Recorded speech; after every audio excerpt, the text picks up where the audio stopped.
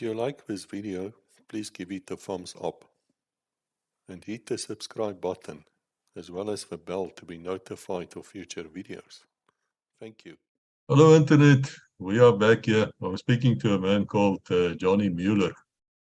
In plain Afrikaans we'll say Müller, but he says to me it's Müller. And I have to wonder here about this fellow because Johnny is a typical English name and Müller is a typical German name. So the first question would be, but let me first say to you, Johnny, you're welcome here. Thank you. I'm really glad you came. You're part of our Railway Police series, but there's so much more about you people. May I ask, where do you come from? Were your parents involved in the police or military? Right. I was a Christian Johann Müller, but because there's so many Johanns, they start to call me Johnny. That's a nickname and it stood there. Because my dad was a bank manager and later he was a bank inspector, I attended a lot of places in school. But my last 7 years, which was important for me, I grew up in a countryside in a small town in the Free State called Marquardt. And that is where I grew up. And yes, from that time, my dad was in the old commandos. And because of that, I had significant interest in everything to do with firearms and try my own explosives that time. And just something to pickle the laughing part, I was famous for using a ketty. You grew up with it. And at one stage, because the old man had some exotic birds, there was a stray cat that used to jump at the fence of the cage and injured some of the birds. He couldn't get them. And that one particular day, I decided now's the time. Use my ketty. And he was sitting on a stoop of our neighbor. And I was quite good with the ketty, but for one or other reason, that time, my aim was not there. And down go our neighbor's window. Now I know my dad was actually a very, he was a tight man. And that afternoon when I saw the neighbor come, they were good friends. I knew now's the time, and he said, Johan, and then I know that voice, something I must now think. And I must also say during that time, there in the mid-60s, there was some of firearm incidents, accidents, where guys claimed they cleaned the firearms and it went off accidentally. And that stuck in my head. And when they asked me, I said, yeah, it is because I used ball bearings. I said, yeah, it's mine. Where did you get it? Do you know about it? I say, yes, but there's a reason for it. I say, okay, shoot. I say, yeah, you see, I was busy cleaning my ketty and the shot went off accidentally. So, yeah, it stuck to me for a long time, and the people, and they laughed, and so hiding was not in place. But nevertheless, after that, it was the voluntary service when you were in standard 9 matric. The military would come to the school and they would ask the guys, are you interested going to national service, or is there any one of you who want to go and study? Now, most of the guys wanted to study. And they asked me, now we were all sitting in the headmaster's, office. And you must bear in mind, being a small school, we were only 7 guys in matric. So they asked, I said, yes, ek wou oorlog toe gaan. They say, not study. I said, no. They said, okay, you have a choice. Either to the medical group, you can go Navy, Air Force, or the land forces. And I will not forget, the guy looked at me when I said, I want to go to parachute battalion. He said, no, you don't understand. You go where we send you, and then you, I said, no, but I'm not interested in any other thing.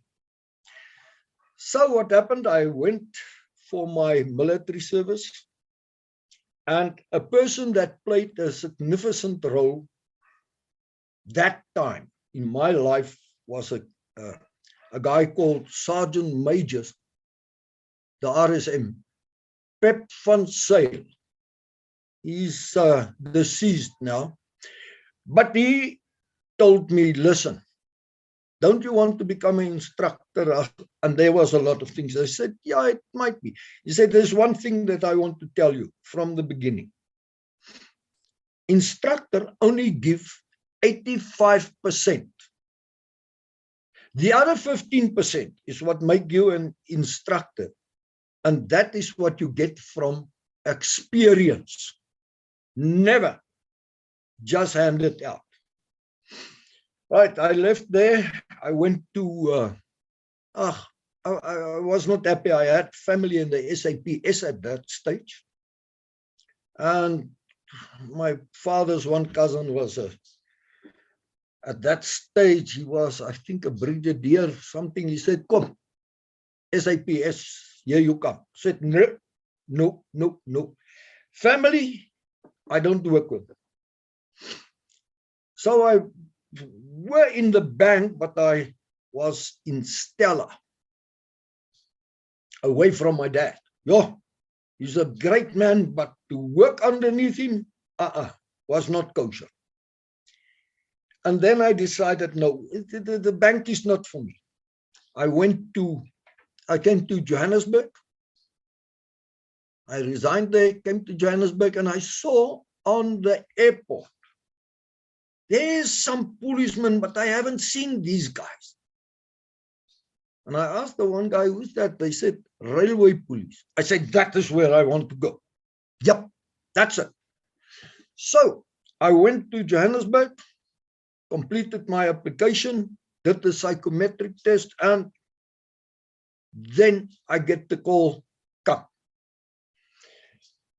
I received my uniform, everything, and I was posted. They first asked, do you want to work on which station? I said, no, Jan Smuts Airport. They say, right, there you go.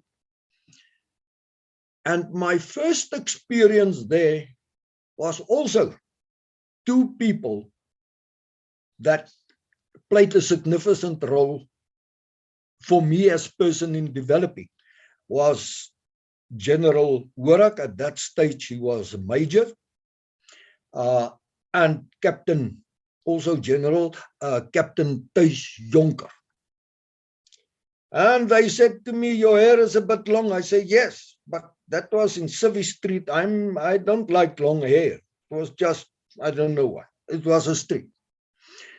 So I joined the police. I was a bit late for the intake in 75, the last part. So January 76, I went in. And yes, with everything, with the riots, I was just out of college, working on the airport for 2 days. We went to New Canada and all the things with the riots. And then, after a while, you look at anything that you can do. And I decided, I see we have started a dog unit. I went for the dog handlers training, and we still did it with the SAPS part in Quaggas around. And just after that, it came out task force. Said, yeah, that is my game. And during that period, I met a guy. We call him Jock. It was Lieutenant Andre Ernest Olivier. And I must say, he is a person that I regularly look up. We are still good friends today. In natural fact, coming Saturday, we have a year-end function at his plot. All the guys that is still in this area. And I asked him, I heard you from a guy called Joker on Geerson, that you are going to have the task force. He said, yes. I said, right. I did the psychometric tests, and then, wow, I met another guy, and that was with the physical testing. A guy with the name Oom, Flip Skutter. Yeah, man, it's just a great guy, but either or, you fit in, or I will not say the word, but then you go. And I know, yeah, the physical part was, I'm a small guy, man, and they go, he liked to tell where he grabbed my throat to the extent where his fingers would close at the back, and all the task force guys know it.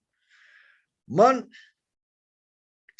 and Andre knocked me, but what I've learned there is that it's easy to say I'm a policeman. And you can hand out. In other words, if you arrest a person, normally you could get involved in one or other physical part. But the important part, it's nothing to hand it out. But can you receive it and cope with it? And never, ever, if you do something, say, listen, go do this. No. You say, I want to jump. We're going to jump off the building, the roof. Look at me. I'm going and follow. And to me, it made sense at that stage that it's easy to say, hey, get on top of that and jump off. But if you go and you say, I want you to jump off here, you get more respect from the people by means of leading the way. And we had that in the task force also during the time. Every day was actually a kind of training. Then Andre or Flip would say, right, follow my leader. That's it. Okay, you take, and you must, that college, climb up, go in the gutters, go every place. But you lead, the others will follow. After a certain period, they will say, okay, swap, another guy. And that also gives you confidence in the sense that we started to trust each other. I believe all of us trusted each other with our lives 100%. Then, during that period, I did my explosive course. And because of that, I had another person which also played a significant role, is Brigadier Erlang. And because of that, and with CSIR guys, it was Doc Vernon Joint, Hugh van Dijk, Hans Heeman. I had the opportunity in working a month with them or go for a month and a half, and I gained a lot of experience with them, to the extent that at one stage, it was told that there's a landmine course, and I went on that. It was done by one reconnaissance Commandant Olkers. And I'm so glad I did that. Well, as it continued, we started sky marshals, we went all over the place. And actually today is 35 years ago that the Helderberg fell in the sea. I knew most of the crew. I did know Advertise personally well, because we did some of the, like you had first day covers in the post office. We did first day covers, or let's change it and say first flight covers for first flights that was taking place in that. And it's sad because that morning I was on the route to Harare. I did the flights for a couple of weeks. And yes, it's stick in your head and you think of that. But then, after a while, I left the police, and a golden opportunity via Doc Vernon joined a raid. He asked me, well, Hugh actually, you interested to assist us Mackem? And then they moved from CSIR there to Waterloo. Take out landmines. Say, yeah, that is what I want to do. So I was also assisting Hans Heeman and those guys with new ammunition that was found on the border in the Angola War, to see how it worked. And that was fantastic. I gained a lot of experience. Right then, me and a good friend of mine since 1975, we've been together, Pieter van der Merwe, PWA, we call him Verf for short, PWA. Both of us went to Iraq. Yes, you get dogs. Now, as international handlers, you were given 2 dogs. The day we received the dogs, I was a little bit not so happy, because guess what? All the guys that came with me got either GSDs or some of the others. And my luck, because I think it was Phil van Dijk and Doc that said to them on that side, give to Johnny the 2 white Labradors. Wow, man. I can promise you, I know a Labrador today. Because first, you talk nice, then you swear, then you pray, then you cry, and then it starts all over again.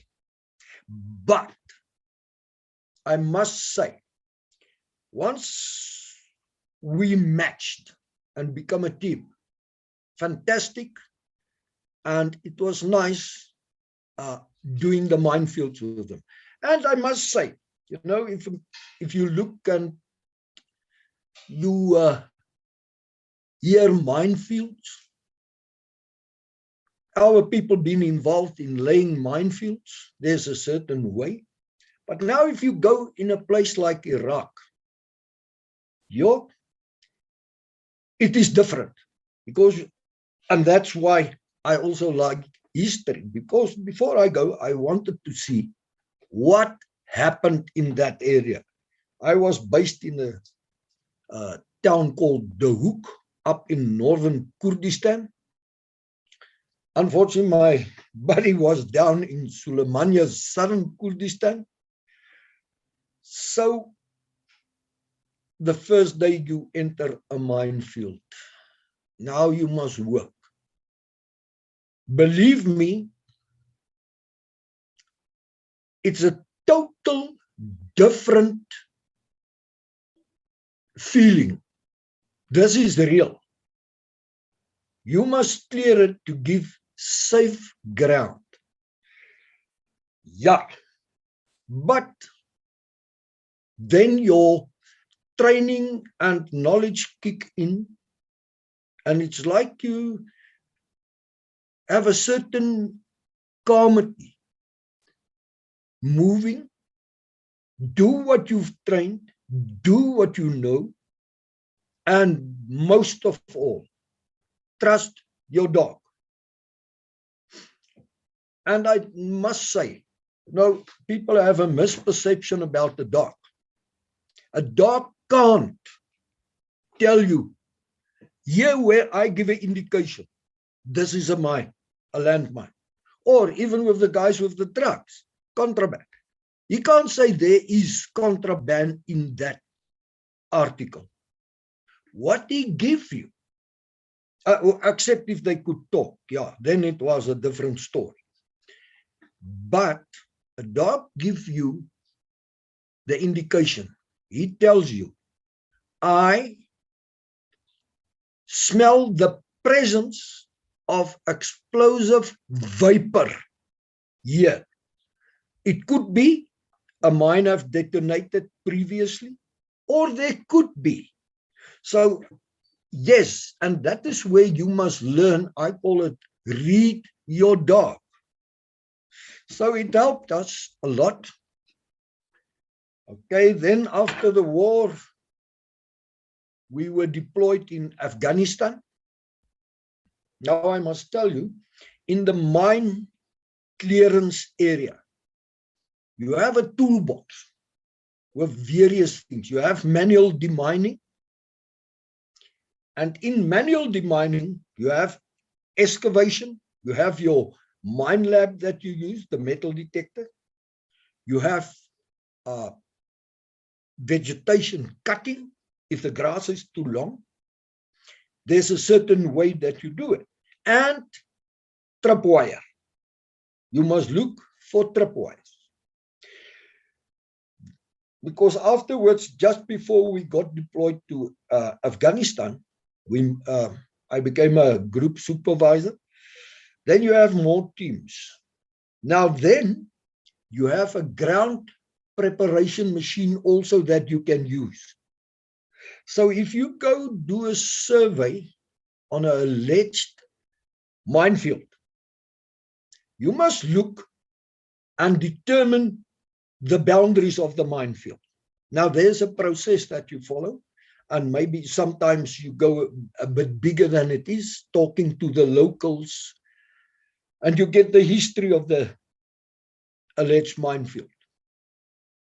Then you must decide, how I'm going to attack it. Am I going to use ground preparation machines?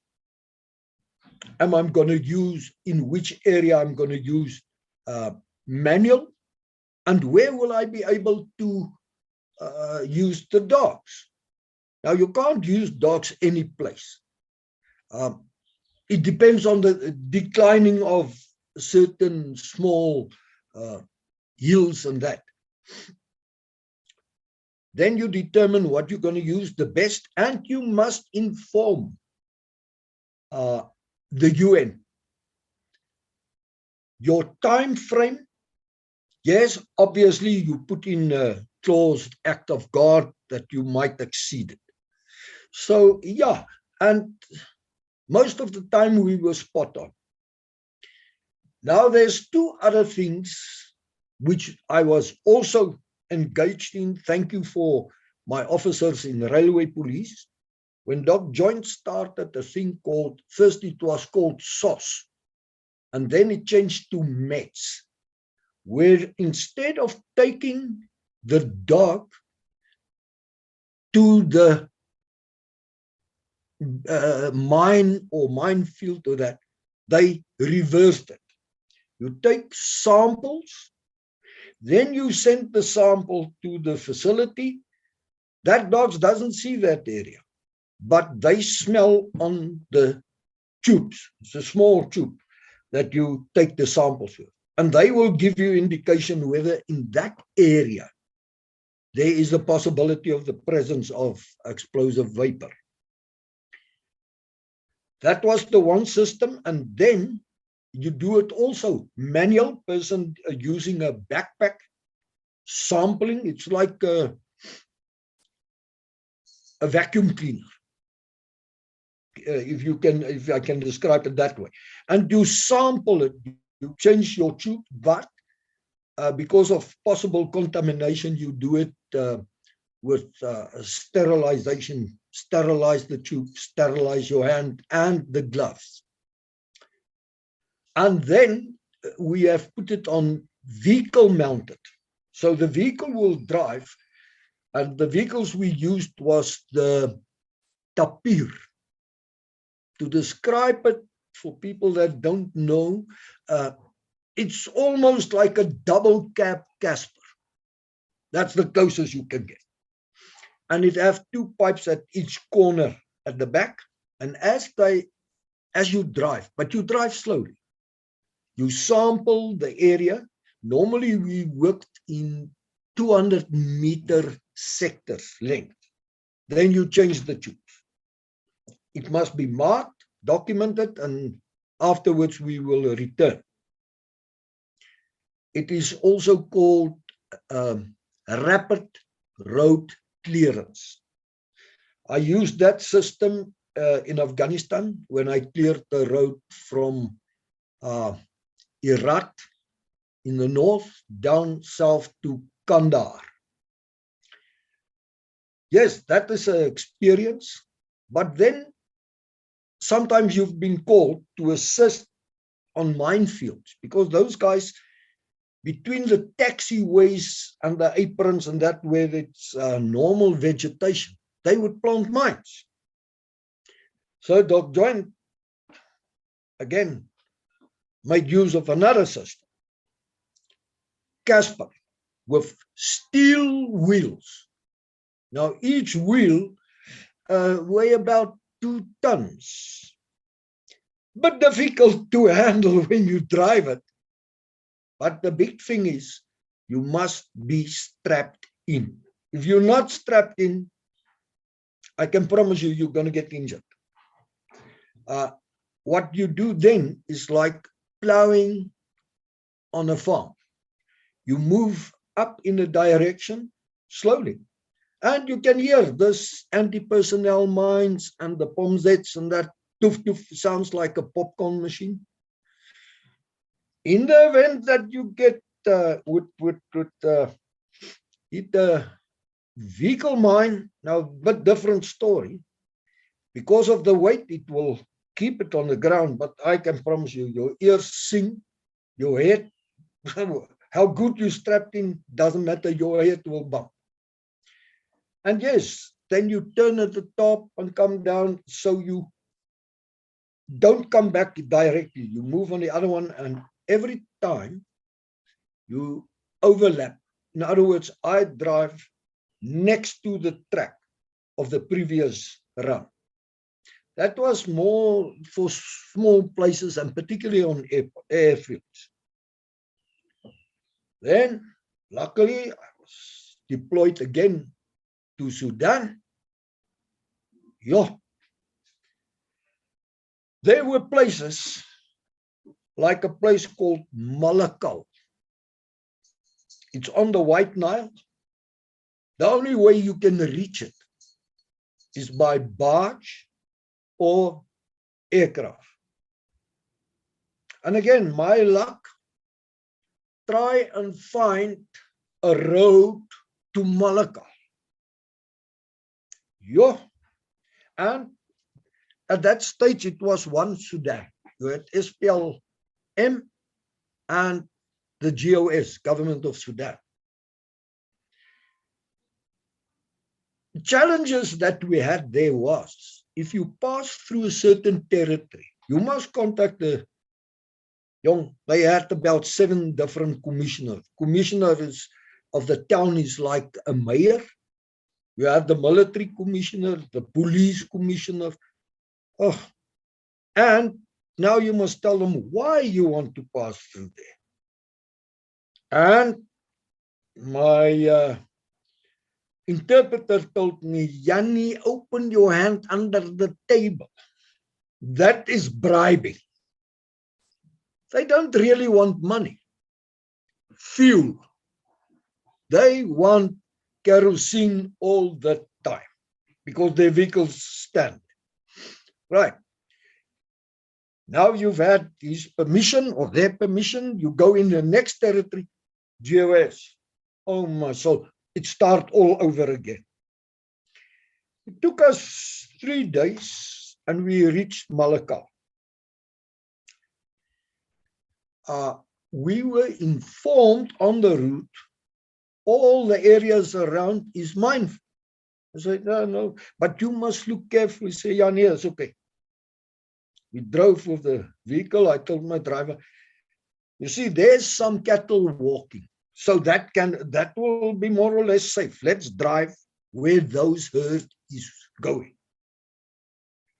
Right? Got in Malakal and they told me, listen, you've just entered the town because it's like a 270 circle. The town against next to the White Nile. Now from the White Nile, right around the town to the Nile again, minefield. I said, yeah, it's okay. Yeah, we safe. Okay. And yes, we learned your places. I've been to do a survey where we could possibly open up an area for a possible road. You get there in the bush. I remember my medic was heavy taking with the cell phone videos and record, and we got to a tribe, and it was a bit difficult in the sense when I got there, the guy started feeling my beard. Here, my beard was a bit bigger. But and the children look, and my interpreter told me these people haven't seen any white person their whole life. On the route to them, I also saw a strange thing where a guy, in our terms, he would be very rich because he had about estimated 2,000 plus Nguni cattle. But he's riding on an ox, like you ride on a horse. The family is also placed, you have a platform that he put on the ox, and there the wife and children and small dogs, babies, puppies is there, and they go. Now, when this medic of mine took the video of the guy, he said afterwards, come look here. He showed him. Now, of course, that guy was heavy upset because he wanted to know who's that guy talking like him. How did he get inside? No, it's not. No, that is not right. It took us a long time to explain, but still he was not happy with it. Yeah, now Sudan also, yeah, they shoot. But again, it's not that they shoot at you. It's the same as what I had. And there's a picture while we were in Afghanistan. Sorry, I'm jumping back. I was in a town called South. Now, we lived in tents. I can't go and pitch up my tent next to the police station or in town, because from the UN side, they would say to the local people, it would look, we are biased either to them and Taliban is unhappy. And that was in the Helmut province. So I pitched up my tents, and the one night, my UN gave five of us bodyguards. One of my bodyguards came to me and said, Kaka, come here. Okay. I went there, and he showed me down there. It's mountains, a bit smaller, but no trees, nothing. It's desert. He would say, look there. Then you see it's motorbikes. The lights flash, one light flash. Then you look at the other side, flash, flash. You say, they're going to shoot. I said, yeah, it's okay. When? No, anytime. I say, okay, you know, I want the braai. He said, that one for the fire? I say, yes. He bought me there one. I have the picture. I'll send it to you. And now, how can we braai? I said, because we bring from Kabul. You buy some meat, but it can only last for 2 days due to the heat. So you eat. I look, I see there's some spare 10 pence. So I placed it there. And now what can I use to braai? Tapir, that grit in front of the light, I take it off, put it there, and we start to braai. At that stage, some of the shots went over us to town. There was another guy, but he asked, no, they're going to kill us. I say, well, what is it going to help? You sit in the tent. At least we have some food. Eat, man. They shoot from both sides. It's actually nice. Not to say it's yes, you worry, but I determined that they are not really shooting at us. They are shooting to the police. And the police is answering the fire. So let's braai and be happy. Just that word cock. I was upset my first day in Iraq. When a guy called me, asked me, what's my name? I said, Johnny. He said, Kak, Johnny, come here. I say, worry. Hey, the next time, I'm nobody's cock. And as it go, we learned that in Kurdish language, the word kak, not spelled the same as we know, but kaka means sir.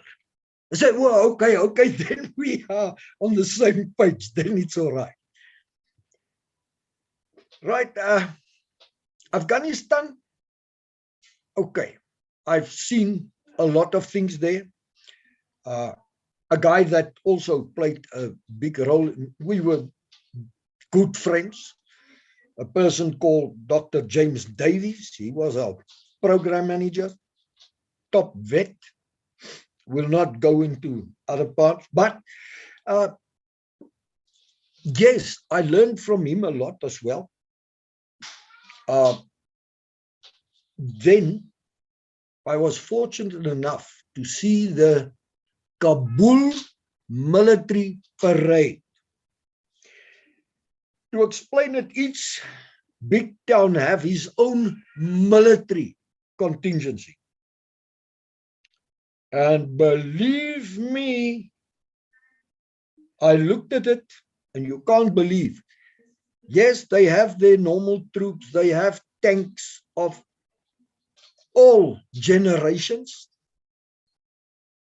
But when those other, I think it was 6 of them, 8 big armored vehicles start to move, they moved in double line. And you have the Scud 1 and the Scud 2s. Then you think, hey, these guys are, yeah, and it's the same in Iraq. It's the same in Kandahar, the military base there. So, yeah, now back to Sudan. There you learn. If you have to pass through a place and there's cattle in front of you, try to move past them. Don't hit the cattle. At one area, it was Umdurrain, where we were. We heard some shots, and when we went out to investigate, the guy said, no, these guys were moving, they hit my cattle. I must shoot him, it's my cattle. I said, wow, for hitting some of the cattle, one of them, they kill you. No, don't touch the person's cattle. You can kick, even if I can go to that, just to take a comparison, kick his sheep, but the cattle, no, never, never, never. Yeah, and then I came back, and 2010, I was fortunate enough to be one of 3 guys. Afterwards, we expanded, but that was given the position to start a total new concept. Now, in demining, you have battle area clearance. And here was a new concept that need to be taken, first in the world. It is military range clearance. That is where we go and look at old military training areas. And then it must be cleared of all unexploded ordnances, sometimes even live ordnances. And that is now South African made, East Bloc made, doesn't matter, they are still there. So we had to draft the SOP. We had 3 British people that also that came over and wanted to assist us, but at the end we did the whole thing ourselves. We drafted the SOP, it was accepted, registered with UN as well as in Geneva Center. And this is what we called deep search. We have the large loop, and you can make it a smaller one. Ebinger, the German guys, manufacturer's owner, actually came through and gave us a special course in, yes, we did work before with it, but these guys gave us more intensive training. And you have the Ebinger metal detector, and then the magnetometer. With that one, we could pick up any air-delivered bomb up to the depth, if it was so deep, 6 meters. They normally use those probes in another way for boreholes, to go to look inside there and determine whatever. But we used it here. We did an area called there past Matuba in the north coast, Isimaselingu. The area is called Hell's Gate.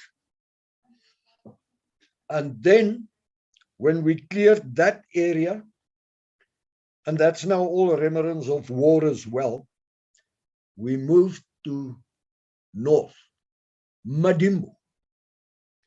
And yes, if I remember correct, in total there at Madimbo, the area that we've cleared was about 56 million square feet. meters, square meters. We had 3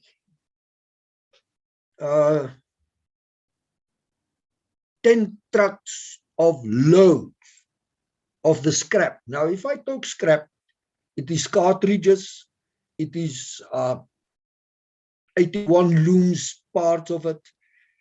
And the others, if we found them, we would take them and destroy them. And yes, now I moved to another part, which is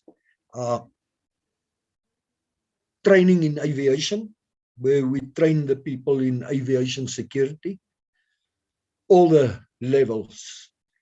I had the opportunity to become an ICAO instructor as well.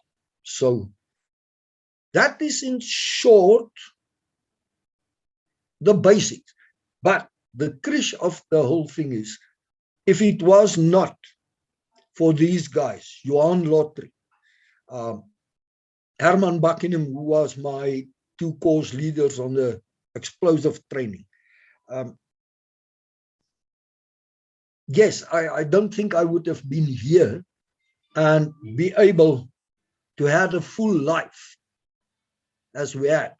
And I was also fortunate with Andre when we started the Sky Marshals to be trained by Israeli. And yes, it all make you a better person, in my opinion. And to all my old colleagues, we're still good. If it was not for them, because we're a close band, I don't think any of us would have been where we are today. I must say to you, I really find this fascinating. But I want to take you back a little bit. I've heard about these small Free State towns, the schools, having tremendously good rugby teams. Was that true in 1975 at Marquardt? Yes. For instance, our school, as I said, we were not big. My last year, the whole school was from that old sub A up to matric was about 350. Then it was a good year. We had good teams, but there was one thing that our trainer would say: if the first team could not perform as he wants, we'll move down to second team. There's no first team; it will be second. And we did the training. Not sorry for that, but we there in the 60s, it was you tackle not with the new technology. They tackle these stuff that they have with them, the like a punch back and that. No, they would swap. For instance, we had the under 15 and the first team. We would swap the back lines.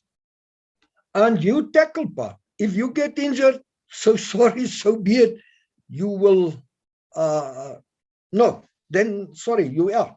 But yes, and I think it was because of the fact that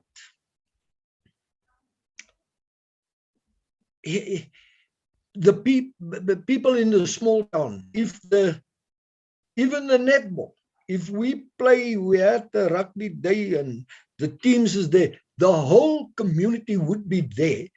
And it was something special. It is, and I believe it's still, I can't vouch for today. It's about 10 years, 10, 12 years that I've last passed through Marquardt. But nevertheless, I've heard they're still going good. I'm glad to hear that, because, you know, in those days, I believe it was the church, the school, the police station, these things were important. And of course, your dad, the bank manager. And it seems to me it's a bit of an era which has gone past, sadly so. Yeah, I was fortunate because the last 2 years of my school, I stayed in the hostel because my dad was sent to Christiana. Yes, it is, but the community is so that most of the children in school came from farms. And I mean, there's no, you work, Papa. I was fortunate to grow up in that era, really. When you arrived at Esland Park, at the Railway Police College, was it a bit of a culture shock? I mean, after all, you were in the army first. No, to me, no. From the day I moved in, that first day, discipline and don't let your feet touch the ground, boetie, jy moet gaan. And you could see all those instructors, everybody had the discipline in them, the mentality of discipline, either or. There's no, you have to be disciplined. And I believe that is why everyone that passed through there, you could see, yes, there might be the odd ones out, but 90%, 99% of the people, once they finished there, you could see the uniform. And to me, I believe your uniform explains who you are. Even after I got married, my wife did not touch my uniform. I iron it. I take off each button. I cleaned it. My shoes every night, I would wipe them off with after. That's jet fuel. And I would start to bone the front again. We had the sand brown holsters. I boned that. And even my pet's pick. Yeah. And I hate it if you would touch my pick. Yeah. And you could see, as I say, the guys were neat. It was a privilege being with those people and being trained by them. Really, there was Ali Jooste. He was also in the task force, but before that, he was my sergeant major at the college.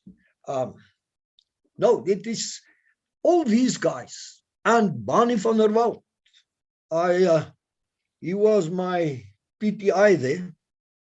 It was really, you could see the difference that these people made. I would say it's almost exactly the same as what military was. Very close, if not similar.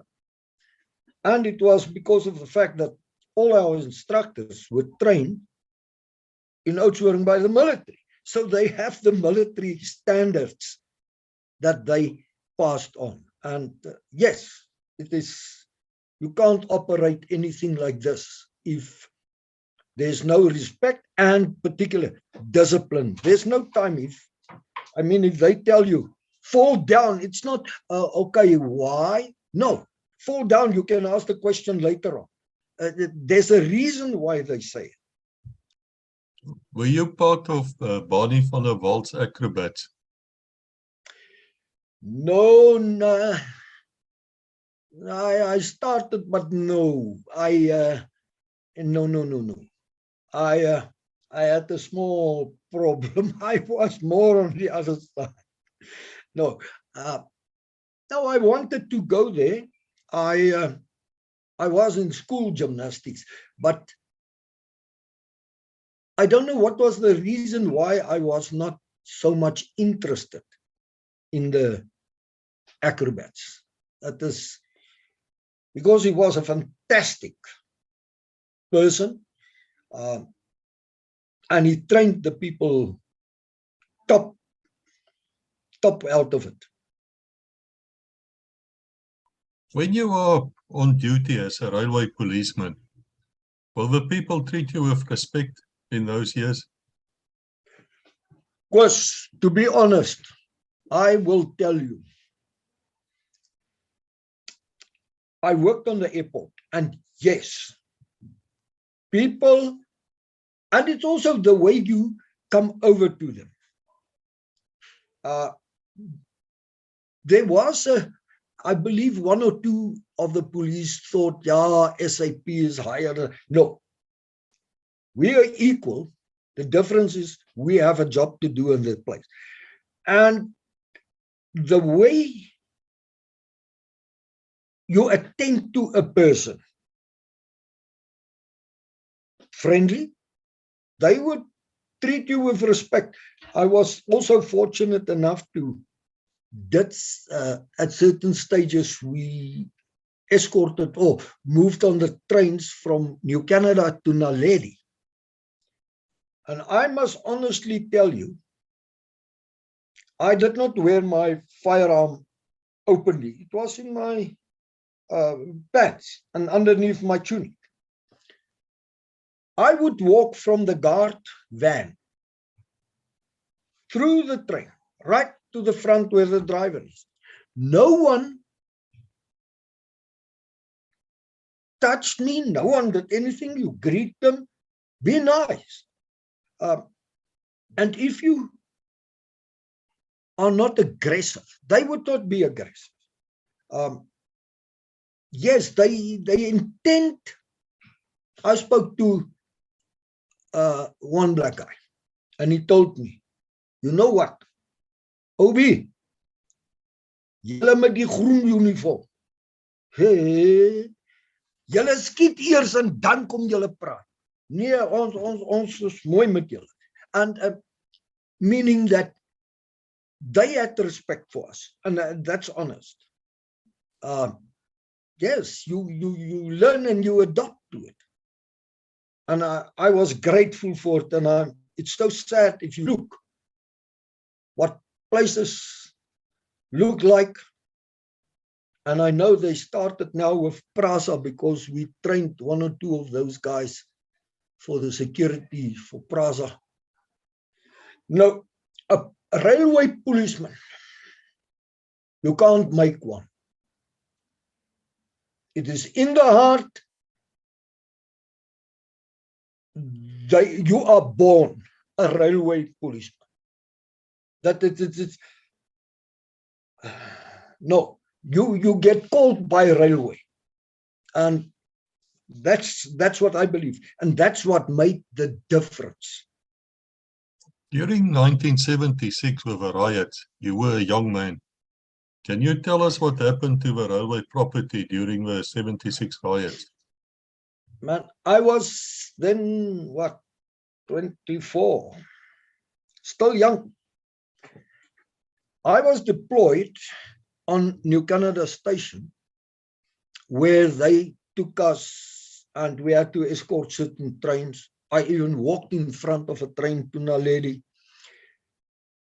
And at one stage, they called, we were 6 guys from Jan Smuts, to go and get a truck of the railway that was stuck at a place, and the drivers and people were gone. We took that and we drove it back to New Canada Station. I was not so much involved with the other railway buildings, but as far as I can remember, there was not really a lot of damage done to it, because as the police were deployed, and you just do your job, and you make sure that you protect what belongs to railway. And there was a different story. Yes, there was. We experienced when we did drive where people shoot and that.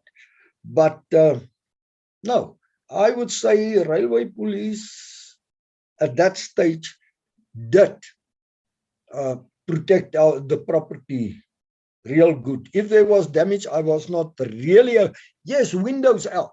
Yes. Excuse me. On Naledi station, I know they had thrown some rocks and some of the ticket officers' windows were out and that. But other than that, looting would not take place, really, because there was always police. Whether black, white, pink, green, blue, they were there. Why would you walk in front of a train? We did because there was information that there might be devices placed on the track and that we must look for that. It was me and PVA van der Merwe and his dog, because I was the inspector of explosives. He was the dog handler, but also instructor. So we would walk. But it didn't happen so much. It was once, twice. Other than that, no, not really. Can you tell me about task force selection? What happens to you during the selection of a special task force? Right, if I can remember correct. Yeah, first day, you must report there at 6 from the stations. The guys that will do the selection. First thing, you meet these two rough guys, Andre and Flip. And then they say, right, here is it. Leave your stuff in the gym. Now we go. We did a running of 2,4. Yeah. Then you get back and then he tells you, right, you must go a river crossing on a rope. Now they tied it to one of the vehicles, the spearsie vans, the money truck. Take him there and it's up in a tree. It's nice. But the moment you start to sail, they get a bit closer. Now you have to go up. And as you battle, they pull it and then you get things like that. But there's all a reason for it. Afterwards, it makes sense to me. Yeah. You cannot always have it nice way. What if it starts to become difficult? There was a thing where you had to stand against the wall, and then you saw, hey, they brought there a bucket with cricket balls. Holy, hey, they're going to throw at you. And then those balls come and it was actually tennis balls. But the way you act, I believe, could give them an indication. The first two, you don't know whether it's cricket balls or tennis balls, man. You try to dodge it, but you don't want to. You want to stand your ground. And yes, then you have to climb up buildings and a sleeper. Oh, yes, you know those wooden sleepers. Hey, pick up 2 of you and there you go. And you run with that sleeper. Man, then we had our obstacle course that you had to go through. There's a lot. It was one of the toughest obstacle courses, and I've seen a couple of them that I've been exposed to. But it's not only an obstacle course. There was madness behind all these. And if you look what you have to do, you must think on your feet, because it's time. I'm busy trying to draw the obstacle course, what it looks like, what each part was. And with that, you can determine if a person, I believe, can think on his feet. If he have, what is it, hoogtevrees, you have to go through a tunnel, engtevrees. And then we had to swim. You go into the swimming pool, you swim from the deep side to the lower side and come back, not touching the wall again. And then they would drop a brick in the water. Go down, pick him up, not touching the side, hold it up in the air. And they have most time to come and get it, But that's also to see what was your ability with water.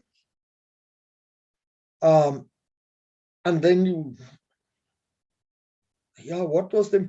And then at night, then you go to sleep. 12 o'clock, you wake up with tear gas.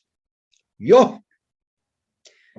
And there was another one where, as we were, I can't remember, we were busy doing some exercise. And I saw there's a guy with a truck with a lot of scrap metal kind of thing, points. And he went into the gym. Okay, can go in. And then, after a while, they say, right, one at a time, come. Now there was like cardboard, but it looked like, here is the place. And he told us, right, you must run and dive through that part, because there's a table in front, so you must go through. And I thought, oh, okay. Well, if it's like that, I'm not going to turn back. Here I'll go. And I go and prepare for meeting some of this metal pieces and sharp points. Fantastic sponge waiting you on the other side. It was just to play your head. And there's a lot of these things that and then afterwards they would ask you, I know my hands. That last day, there, man, I had soft hands, man. It was a bit messy with blood and yes, but I had to report the Sunday to start the course. And to me, I just put, I believe in Turlington and style dripples, and that's it. You must continue. And yes, it is. Yeah. One of those things you don't really want to repeat ever in your life. Koos,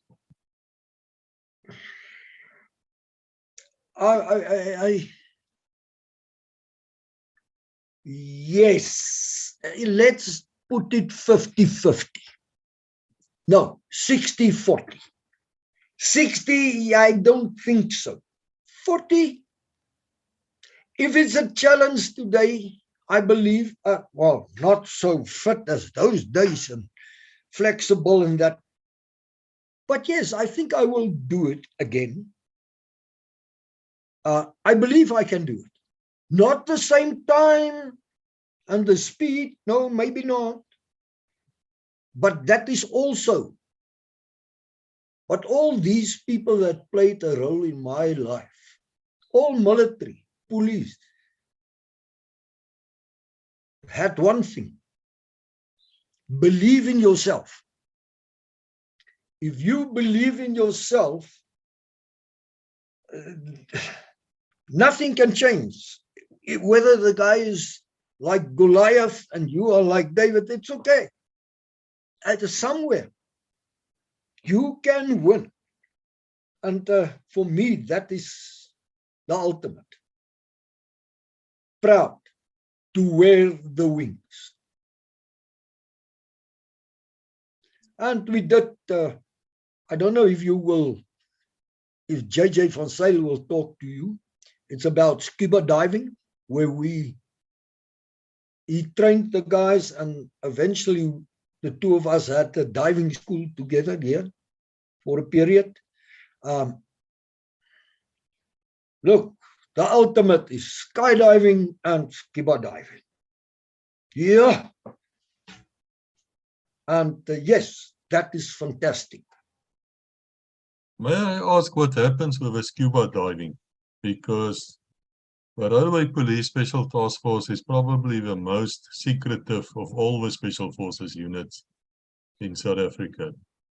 So what did you do with scuba diving? The scuba diving was there in the event. And JJ was with for a period, he was back to Durban with our patrol boats. And they used the diving there in the harbors to check, look for bodies. And here, there was one day when some of the detectives asked me and Jay to go and assist at here past Olifantsfontein. There was a farm, and a child went missing playing and we had to look for it.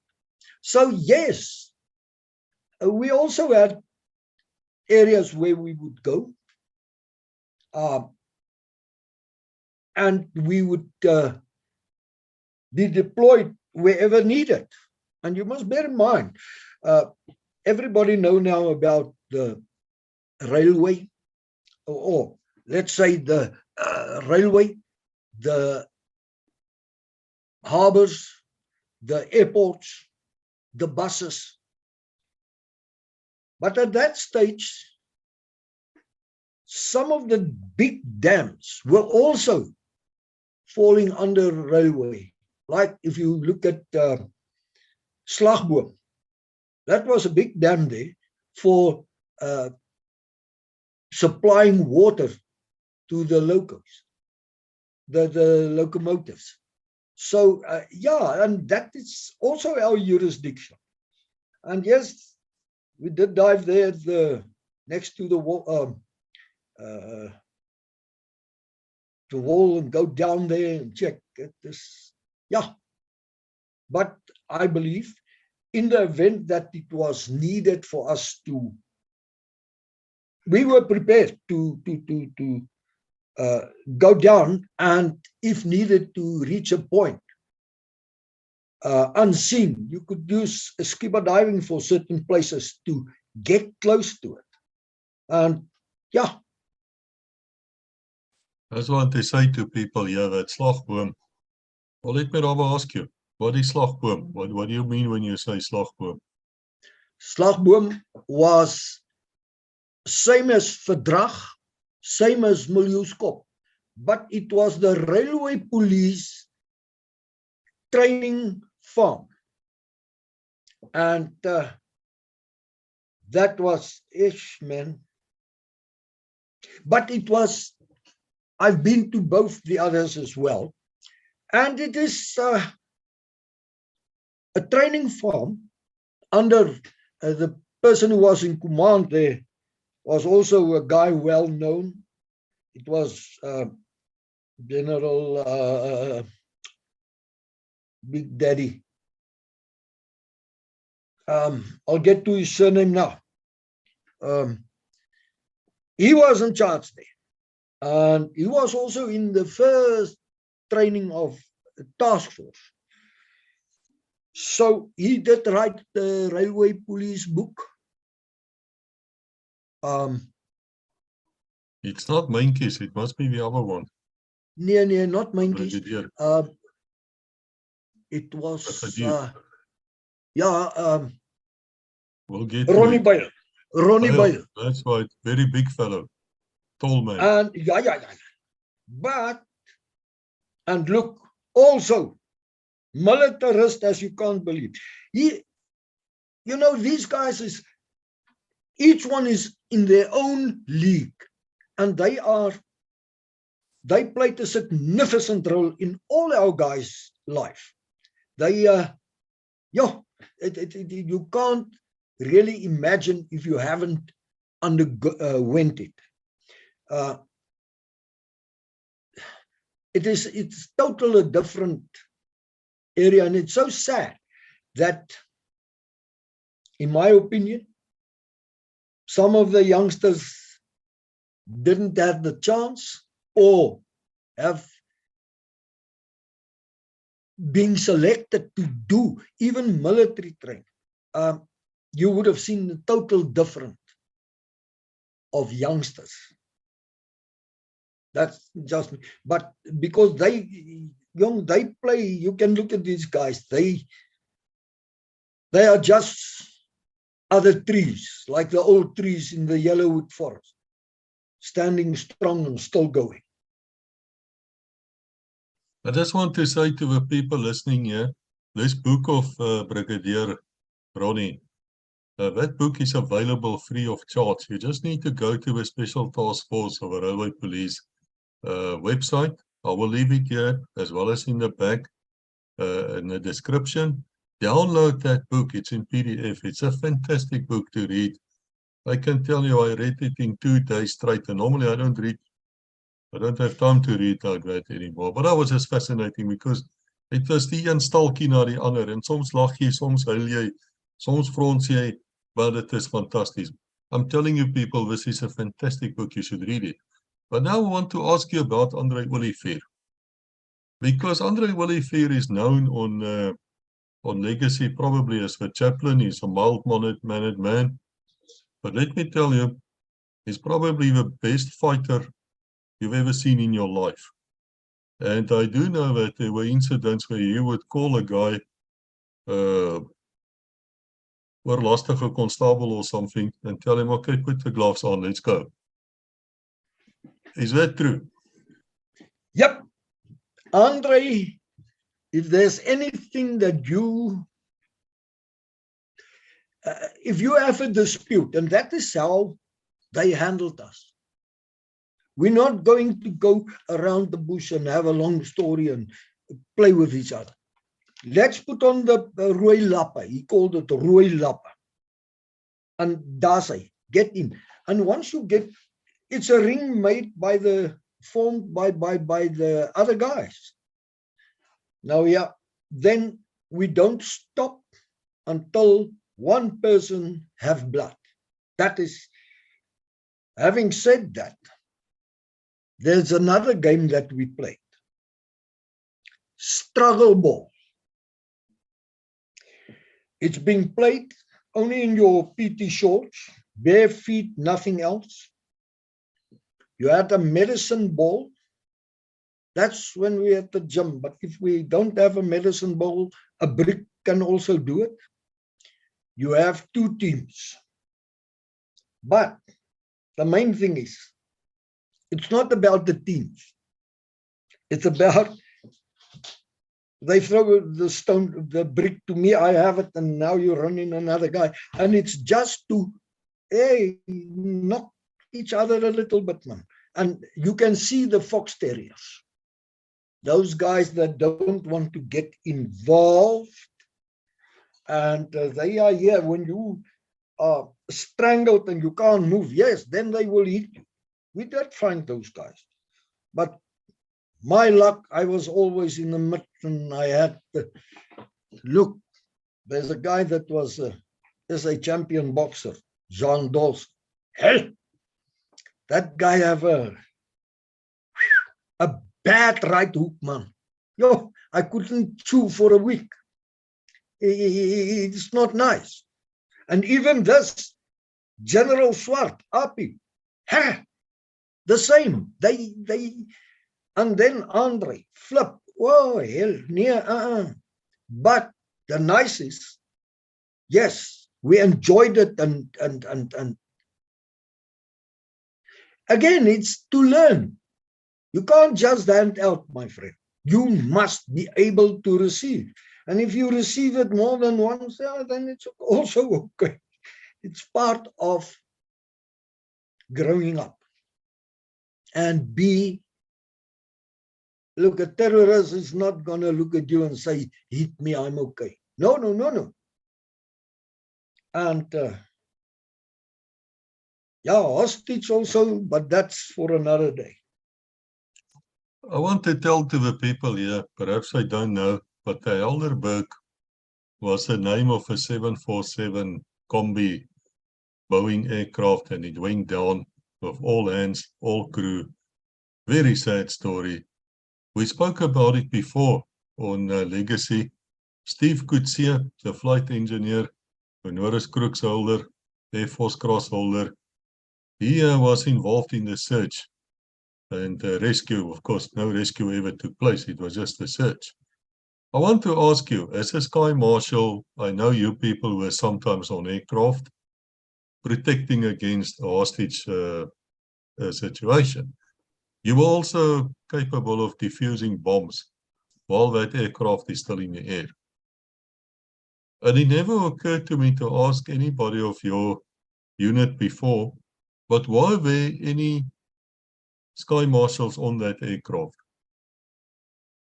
On that particular one, no. It was the day after that Hein Crocker that flight to the east. And I think it was a week later that one of our other guys, Alan Brits, that fly also to the east. At that stage, I was doing all the flights every day to Harare. Yeah. Now we have Hein Crocker on. I believe his episode will be out before yours. Yeah. Fantastic fellow that. I also want to say to you people, we also had Colonel Brian Adams here, the 3-1 Battalion commander. And Colonel Adams at that stage was a military attaché in Taiwan. And I asked Colonel Adams, and he's an honorable man, I said, sir, that we had something to do with this.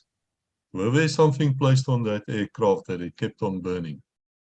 And he said, absolutely not. Of course, there's a lot of people who will disagree, but we will probably never know what happened. But when such an aircraft goes down in a close community like a railway, do you people actually feel the hurt? I know you knew the aircrew personally. Is it like a family member which is lost? A tragedy? Yes. For me particular, because I was fortunate enough that there's only 2 of the crew members that I did not know. With the others, I did fly a lot. There is regularly holding what you call it, a function where they respect and pay tribute to the Helderberg crew. And I mean, you get guys like Flippy Vermeulen, you get Saki van der Merwe. Excuse me, there's a couple of these guys also. They come from, and I mean, Saki is in Australia. They would come and attend it. And sad to see what, you know, people think only about their relatives and in a situation like this, and thinking of like us knowing it. But what intend to be forgotten is other crew that was not on that flight, other crew that know them. I think for them, it must be also extreme difficult to accept that firstly, is that part where you get denial, and then you must accept. I think a lot of them was in trauma because they are very close. It's like a brother or a sister, as close as they were. So yeah, it is difficult. You feel it. I mean, I can still remember. I want to ask you about these aircraft.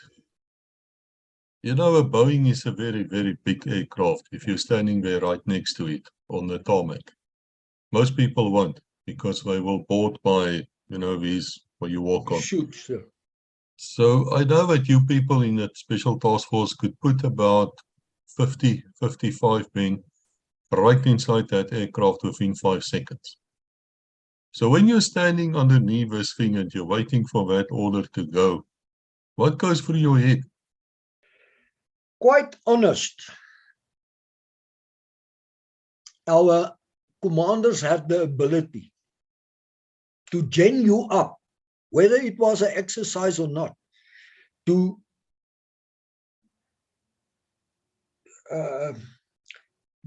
they gen you up in such a way that you feel this is the real thing and you want to get in as fast as possible. Yes, it's nice. And afterwards, until you penetrate and you finish the actions, afterwards you think, did I skip one of the steps on the ladder? How did I? Things like that might come back. Okay, it happened. So yeah, no, it's all right. It's okay. But they had the ability, and I believe that is why they are who they are. Were you involved when Mike Hoare and these people came back from the Seychelles? Yes, they're at Durban Airport. It was, you know, when we got it, it was one of the shortest time flight to Durban. And we got there and we moved in, the aircraft moved into the military side, Air Force.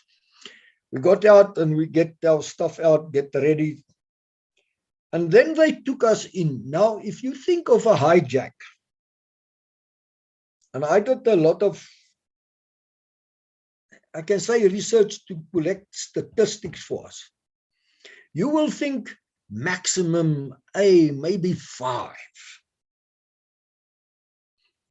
So we sat there and we planned. We know what the aircraft more or less would look like because we did not have the exact simulation of it.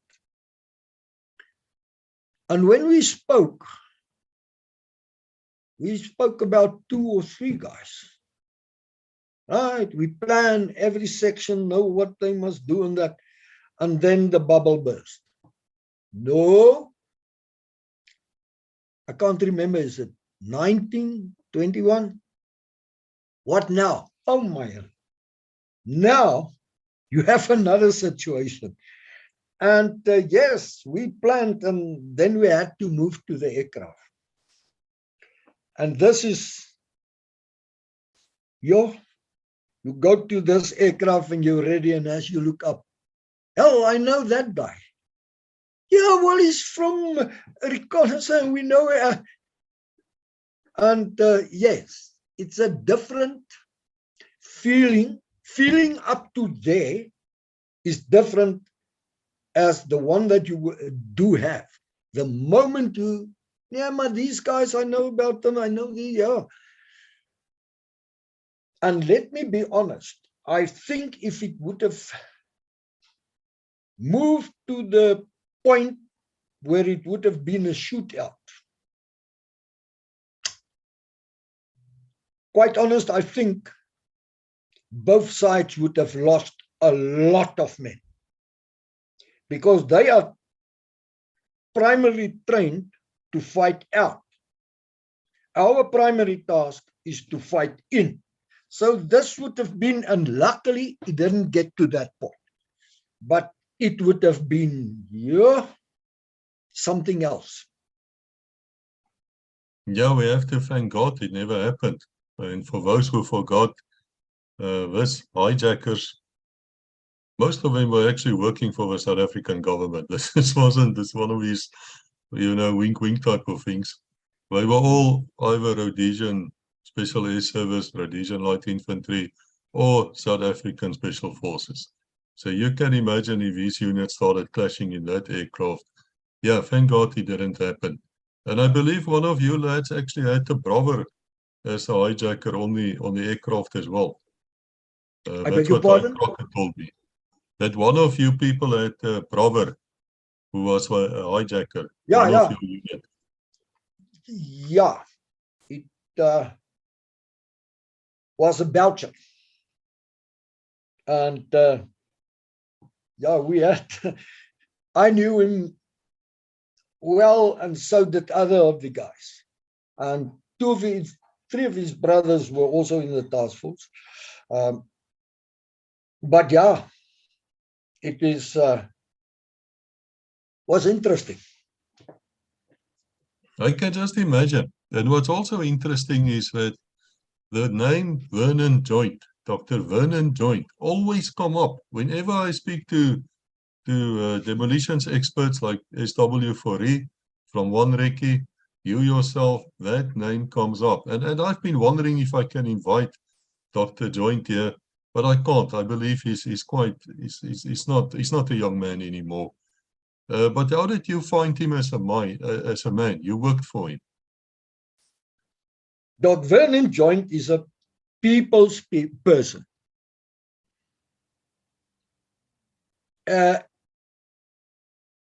He know what he's talking about. And believe me, he can make a joke. His 2IC was Giel van Dijk, just as brilliant. I believe those two, nothing that you can't make and can't do. I mean, Doc Vernon Joint moved a mountain there in Angola. As I say, I learned so many things from him. Yeah,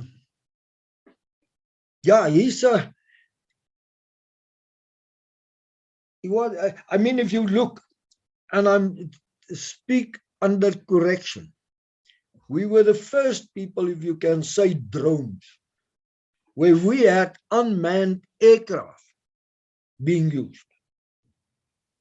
I mean, that is how clever he was.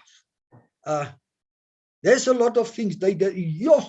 Is the people that he selected to do the research.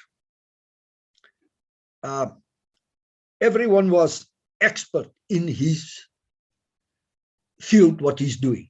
And then combining that, it is absolutely fantastic. And believe me, you learn a lot from that man.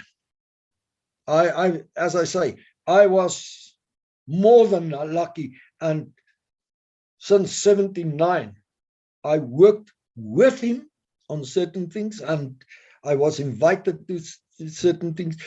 And then from 1999, I worked for them. And fantastic man. May I ask you how warm it gets in Iraq and Afghanistan? Iraq, it was, you would get the normal temperatures in summer, around about 48. In winter time, it can be -15. Now, Afghanistan in the desert,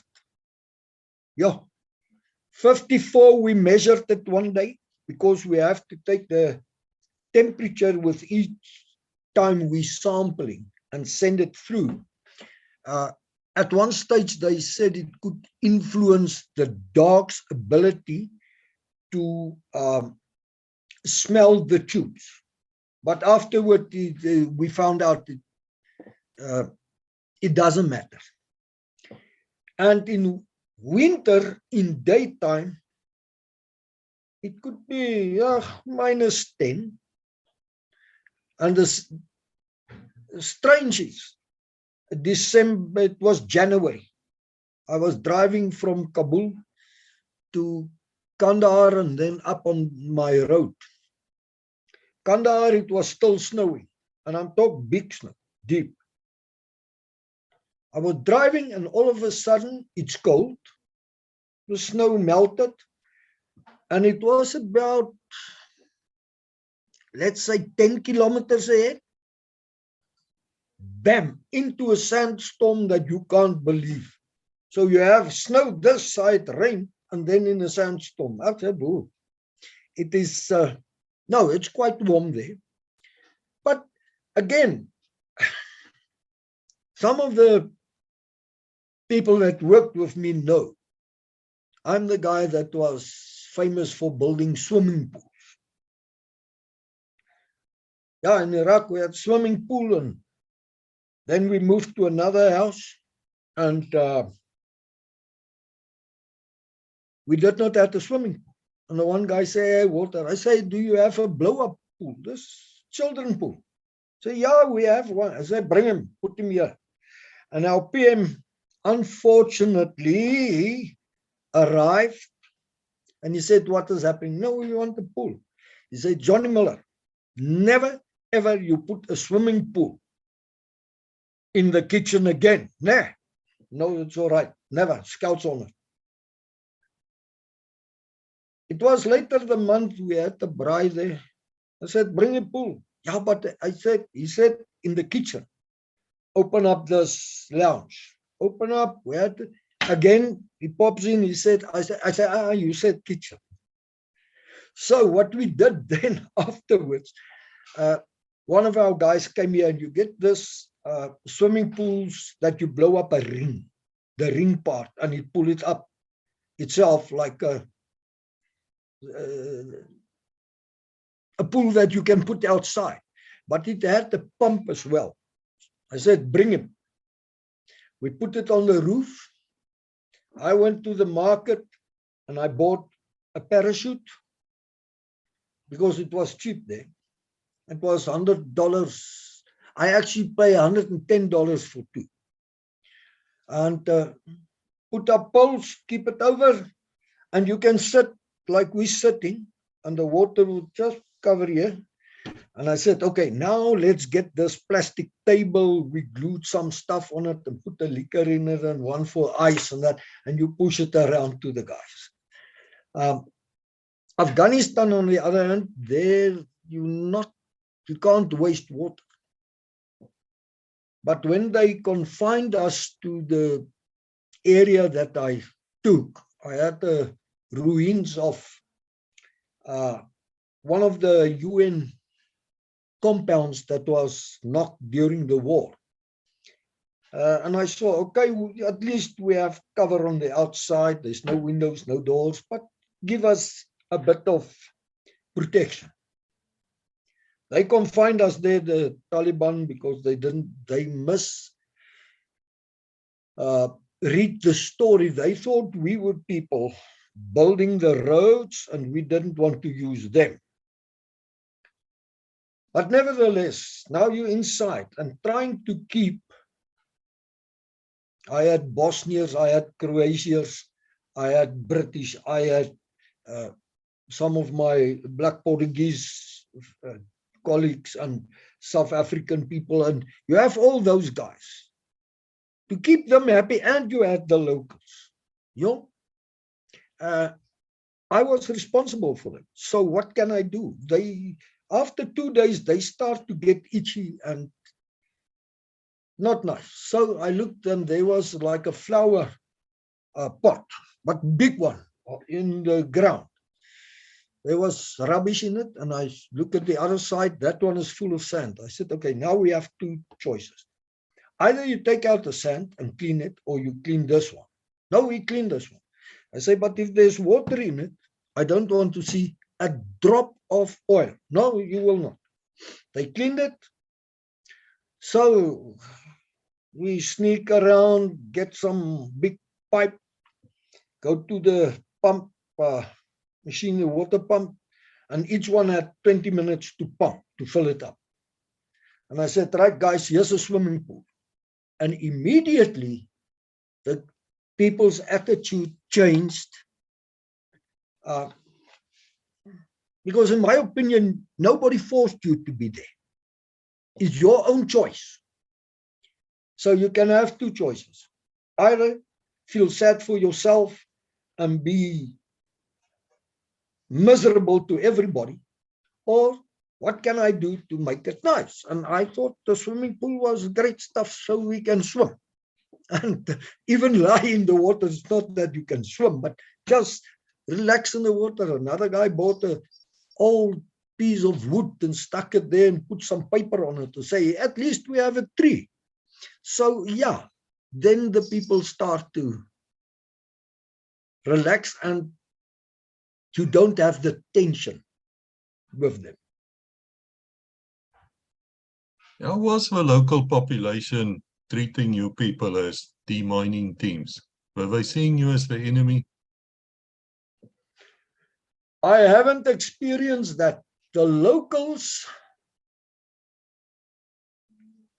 is actually,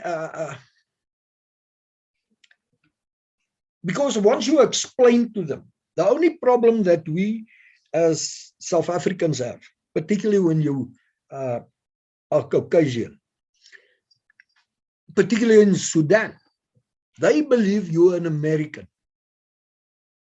And they tell you straightforward, you want to steal our oil because there was oil found now? And the more you explain, no. And what people intend to forget is that the South Sudanese people studied way back in South Africa, down there in King and Bishu and those places. And they know the old South African flag. Now, on our UN vehicles, you must put your country's flag. And those Americans just, I believe they just print a thing and say, this is it, and make it a country. It took a bit of time to explain to them what it is, how it works, why it is like this. But once you communicate with them and told them this is how it actually is, no, you get, I experienced good relationships with them. You get regularly invites to go and eat evening with them. And but this is the most important part of Muslim countries. Never get involved in their politics, never get involved with their religion, and never get involved with their women. If you keep that going, no problem. They will respect you. I mean, for instance, in the Ramadan, we've been told you can't eat or drink in front of them because it's offensive to them. Now in Iraq, I like my coffee. And I come from the minefield, and I said to the guys, so when it's a break, go there, and then I would go around the corner, go smoke a cigarette and drink my coffee, give my dogs water. And then the one guy called me and said, hey, Kaka, why, what? I said, listen, I must respect your religion. I can't smoke and drink in front of you.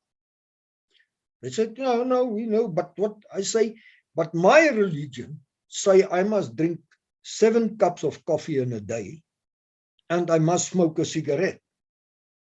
He asked me, what religion is that? Now, I can't even remember what I said. I said something like 7 cups a day, drinking coffee, reabdicated something. He said, whoa. And he sent one of the guys to the village close by. And here comes a mullah. Speak. He asked me, he said, yes, I know that religion. You people are very good. And he took like a oxtail or a horse tail and he put water and he slapped me. He said, that's all right. And from then, if I come, they say, come, and they would bring me a coffee. And the guy would even offer me a cigarette. I said, don't, we must not. And when Rocky van Blerk, it's an old reconnaissance guy who was our deputy PM, when they got there with the UN interpreter, I went up, yeah, they bring my coffee. He said, what is going on here, John? I said, no, I don't know. So the interpreter talked and said, no, his religion, and the mullah said, it's right, they must do it. I said, but I'm also that religion. They say, what's the name of the religion? He could not, and he said to me, Johnny Müller, but it's the way, and I didn't do it every day. It was often, and I even give them earlier off on Ramadan so that they could go and pray 12. It's the way you treat them and play with their minds. That is with not disrespect to them. And I can honestly say I've never had a problem with these guys. They invite you. I was invited to 2 Muslim weddings there in Iraq. I was invited to a Christian wedding. I went up in the mountain to the Christian church, which they told you which road to drive. Yeah, and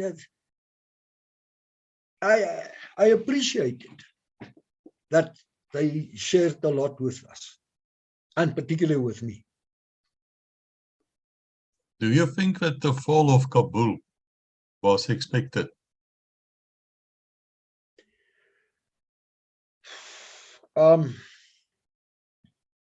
Again, it is the same as with the Iraqis in Baghdad. I've learned from the guys there in Baghdad. They do need a leader like Saddam, who's a dictator. They grew up their whole life with it. So I think they could have done, excuse me, but I'm not a politician. Instead of hanging him, maybe told him, okay, yes, Iraq, get them right again, and let him get the people right, and then maybe let him step down. I don't know, maybe it could have assisted. Now it's the same with Kabul. The Taliban, when we were there, was a different group than the group that is now, because those guys were heavy extremists. Now it's like they scaled down. Although they promised a lot, and look, we realized that some more other time those guys is going to move in, particularly when the international forces withdrew. Definitely so, because they didn't have the stability that was used to be there. But however, I mean, this past weekend, if you listen to what happened to the women and the men that they found there, hit them, they are not allowed to give them more than 39 whips with a sandbag. But again, it's going to take time. I don't think it ever come right there. You have a point. There's a cultural difference, which is not something which we can understand. But might I ask you in that regard, have you people ever used rats for landmine detection instead of dogs or a sniffer? Okay. Doc Vernon Joint started. He was the first person to start with rats. Is this sugarcane rats, the big ones? Your one problem with it is you have to put a harness on him also, and you do what we say micro searching. In other words, the rat is running on a line. Now, first thing, if you don't know what is your perimeters of a minefield, you'll have to what we call cut lines. So you'll have to first make blocks so that you can take the cable over, and you must have two people because the rat is running up. You must move it and you run down in the lane and then again up. I believe I know there's one or two companies that is heavy impressed with the rat. Yes, it's not so expensive as dogs, but I can give a bigger area, clear ground within a shorter time than the rats. I don't know. Yeah, it can work, but at the end, it is, you still have to do others. Whilst I clear in one run, what we say a run, and then my dog run here, it do 250 meters, one stretch, 6 meters across. And I can do that in, okay, let's take a long time, say 10 minutes.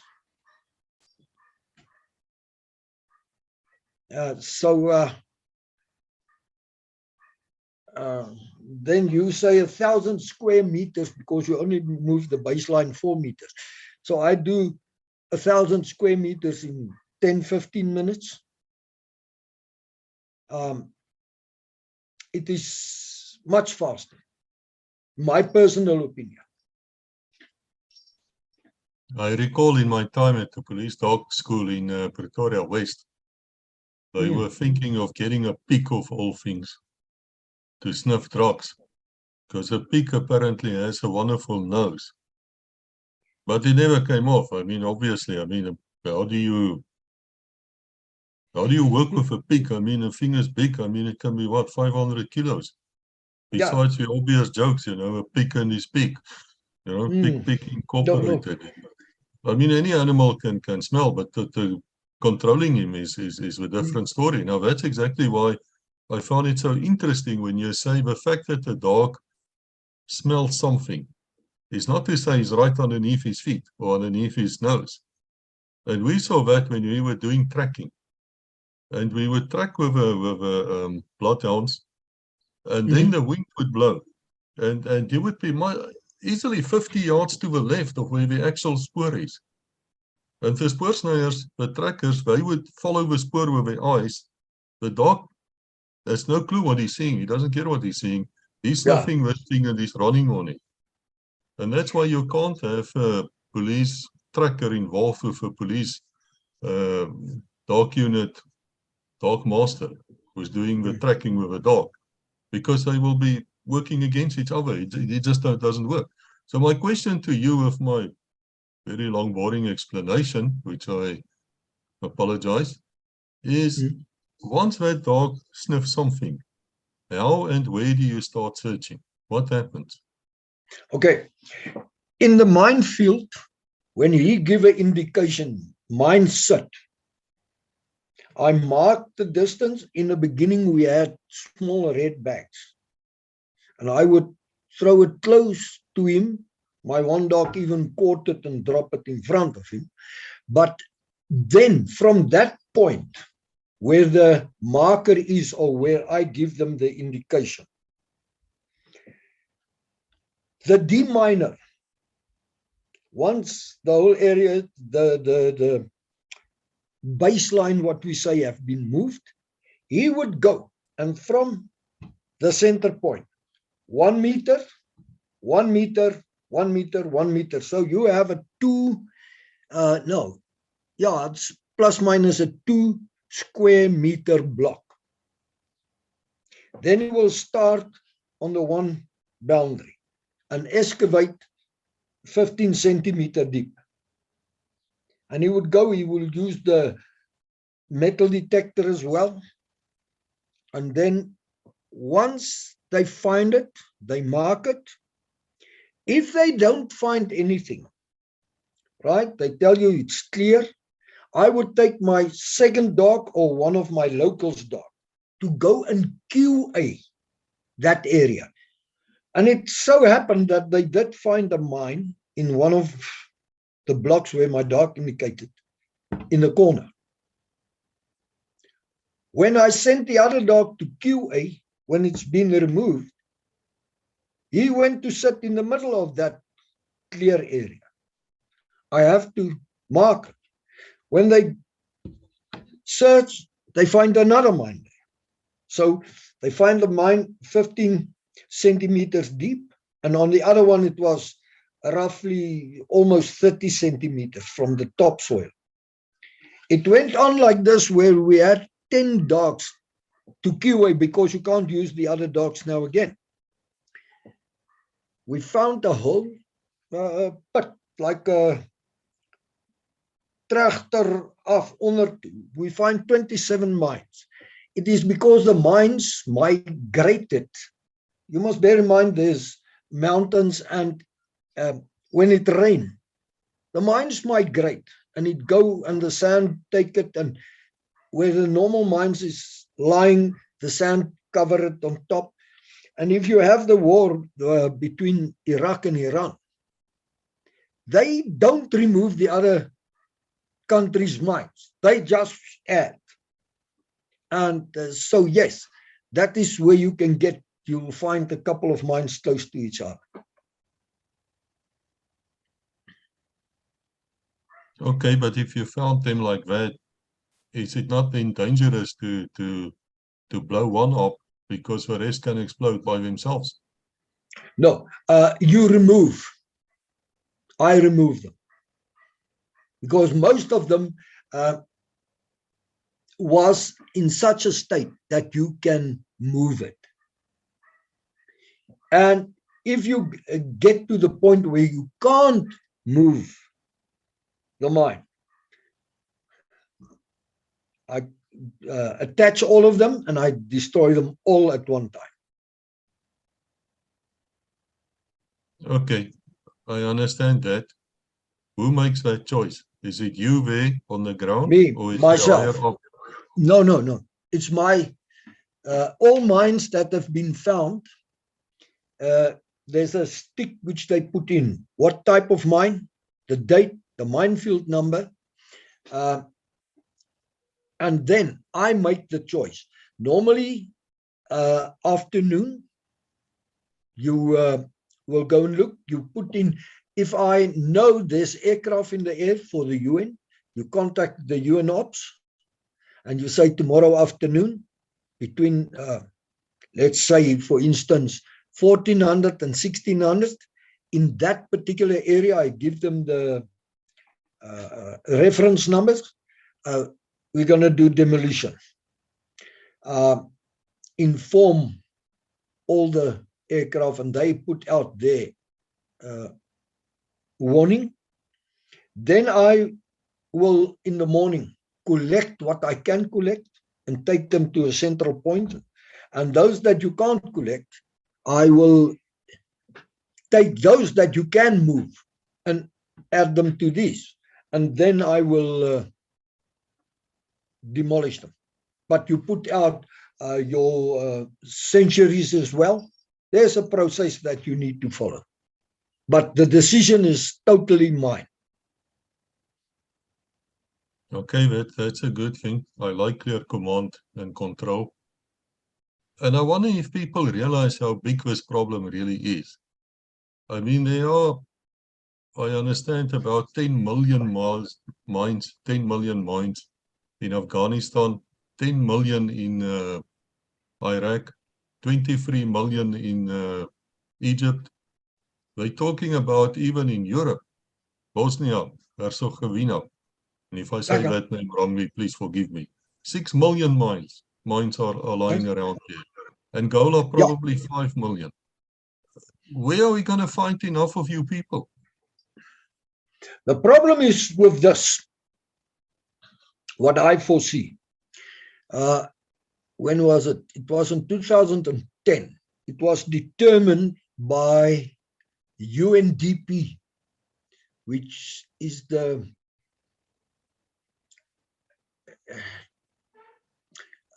agent body for mine clearance, that if they would use all the people that's involved in demining at that stage, and they will actively work another 80 years, given that there's no replants or added. Now, the other problem that we foresee is you have two kinds of demining. You have commercial, and then you have humanitarian demining. I worked for both. Humanitarian is where they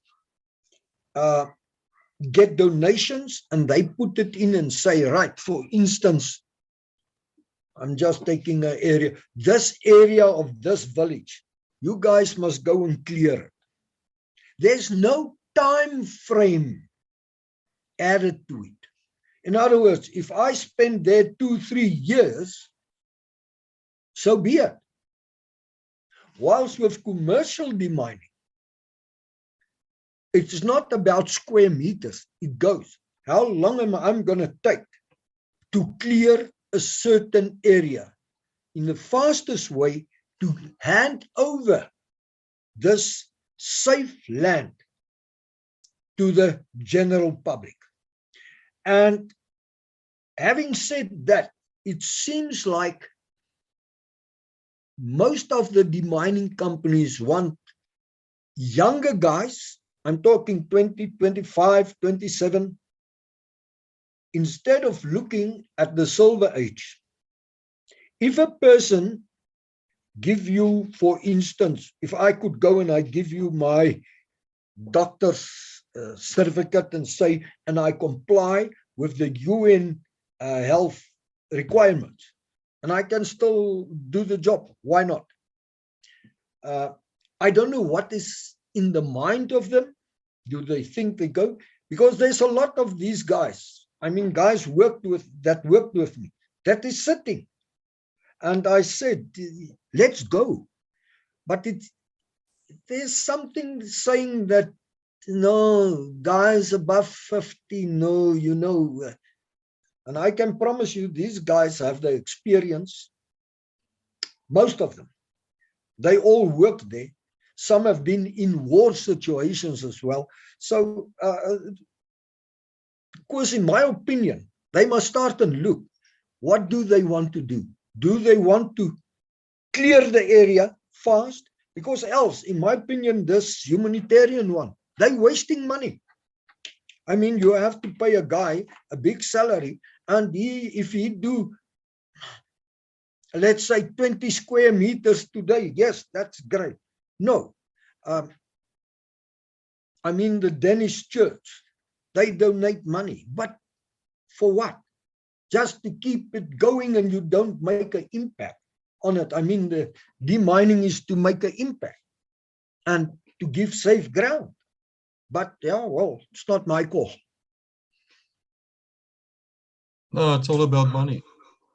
It's all about money. I mean, obviously, people are going to bullshit. If you can get away with milking the UN and Princess Diana Foundation or whatever it is, or of course you're going to do. Trust.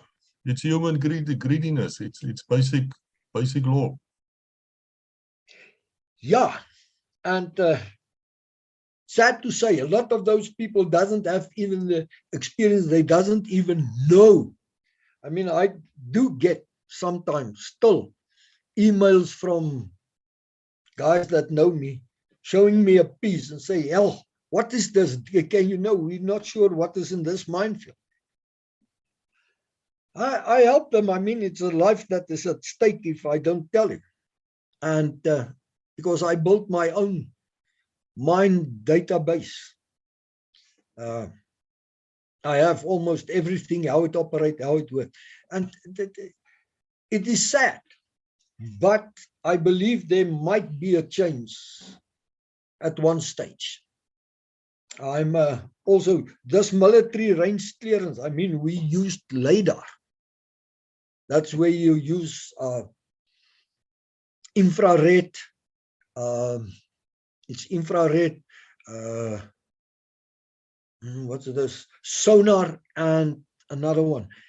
It's different, 3 different things, but they put them all together, particularly where you have thick bushes. Okay, in South Africa, for finding all those remnants of war, not so good. But in an open area, yes, it can work 100%. But there's still a lot of research to be done on that.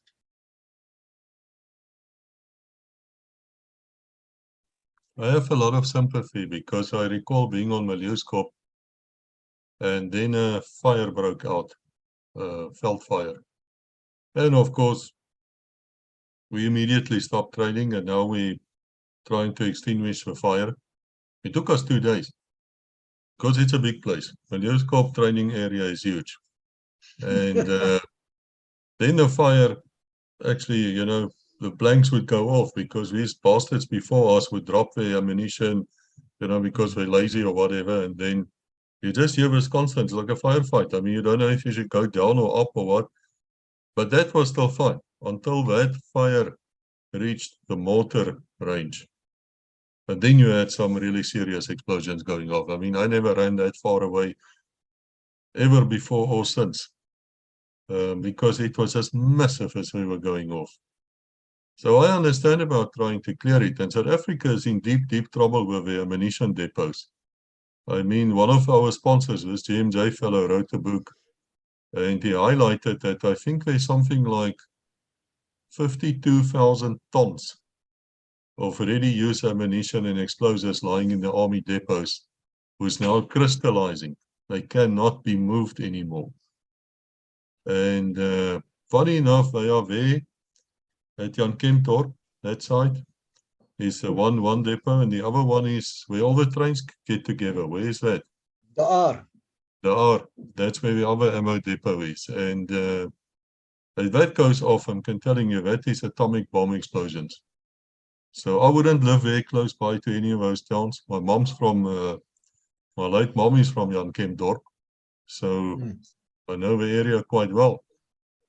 But what do you do? What do you do if you know in your heart it is impossible for you to defuse that landmine or explosives? Can you just leave it? Or do you have some kind of a mental feeling that you should do something? No. We have a saying, our guys, that is IMAS EOD level 3 at the UN. We have a saying. I, for instance, walked into a minefield to go and determine certain rows of mines. But sometimes you'll get a gut feeling. You must trust your gut feeling as well. No, I will not walk in here. We call it a calculated risk that you're taking. Now, to clear a bunker, that is now a different story. How you're going to move into it. There's various ways that you can make use of. You can freeze it. It depends on, you know, you have to assess the situation. And then you can make a decision. For me, when I do mine clearance, I never thought of anything, okay, leave this one maybe near.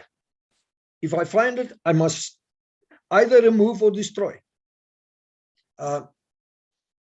that is what I do. I will not leave anything unattached and say, okay, maybe someday. Yeah. And there's always a way. Yeah, you must, that is where you, look, you get trained certain ways. But then, that calculated risk story, yeah, you find another way to destroy it and you do it. But again, having said that, if I do it, none of my people will be close in my area. They will be safe distance, same as my medic. No one is there. It's me, myself, and I alone. I can't put their lives in danger. No. So what happens if one of your explosive handlers, your EOD people, starts acting strange? Let's say he's got a drug problem or a drinking problem or trouble at home, or he's becoming overconfident. That's a huge problem. What happens? I know my dog handlers, because they also, when we take the locals, we also have a selection process, and you will pick it up.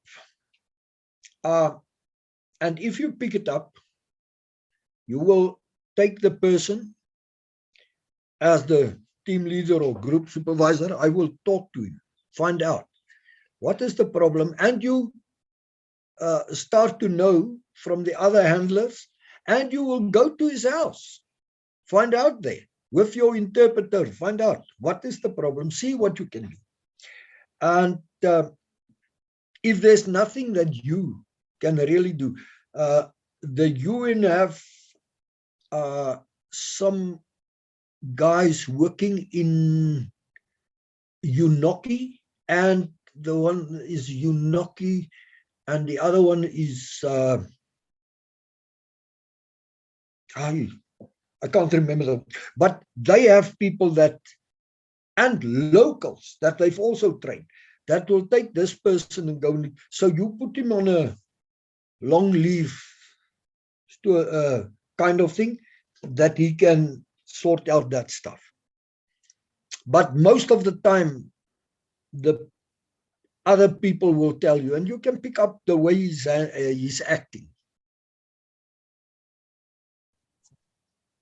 I've heard somewhere that Meckham designed a boot which you can walk over explosives with, and it will not shoot off your foot. Is that true? I've heard such a rumor somewhere. They had it's like a carpet, a rubber kind of carpet. How successful it was, I know they did that, and that was not with Doc Joint. It is later on. How successful it is, I'm not sure. It is more to cover the blast. If there's anything, yes, you might walk on it. I haven't met that personally. I've also heard about that one. Because for me, I walk, I don't have this. There's more, I trust my dogs.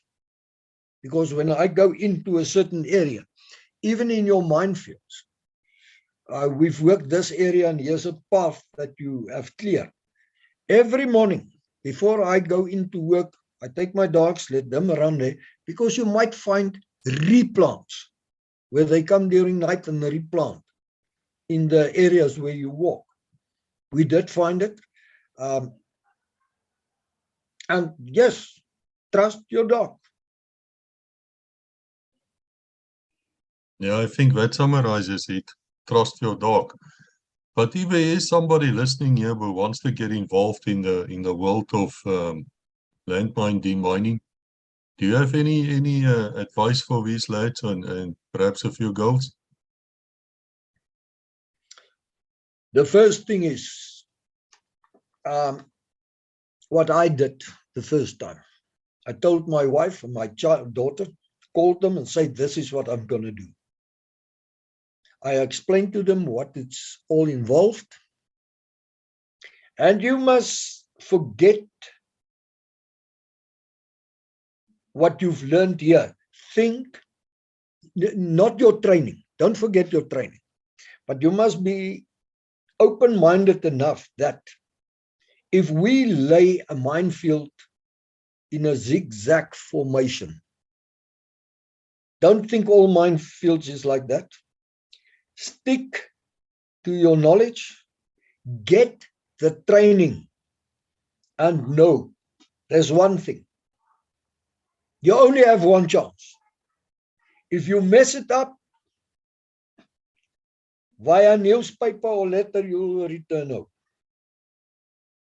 And one of my friends 2 years ago, I told them, I have the picture of TM46s and TM74. Massive. I said to them, hell, how could you put that there? Yeah, but they're going to destroy it. I said, yeah, you guys, it's wrong. 2 days later, all of those mines detonated. All they could find of 4 people standing there, on which was one of these guys that I know well, was a tip of his shoe.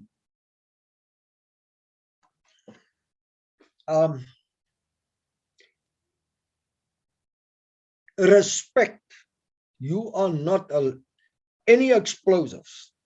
You are not his boss. No. Respect it and stick to the basics. That's all. And respect it. I can't emphasize it more. Stick to basics and don't do something out of the box if you're not sure what you're doing. Is there anything you would tell your railway police colleagues? Do you have any messages for them? If some of them are listening here, and if you haven't spoken to me yet, please come and speak to me. I want to hear your stories. But do you have anything to say to your colleagues? We were a great bunch. And I'm so glad I could be part of it. And that we are still, after all the years, still friends and still get together. I would not have changed. No, I'm so grateful for it. Well, Internet, we came to the end of a fascinating episode. You know, we've learned so much by speaking to these people. I've learned a lot, and I'm really grateful. I'm grateful for your time, Johnny, and I'm grateful to all of you who are watching here. I'm serious. I always say that at the end. Guys, come and tell me your story. Don't let it die with you. We're getting older, and you hear all this knowledge. This can help somebody down the line. That's what makes it worth it. So I want to thank all of you, and especially the South African Railway Police Special Task Force, by the only unit up to now who donated some funds towards legacy, to get the legacy dreams of everybody out. I want to thank all of you, and I want to say to all of you listening here, God bless you. Until we meet again.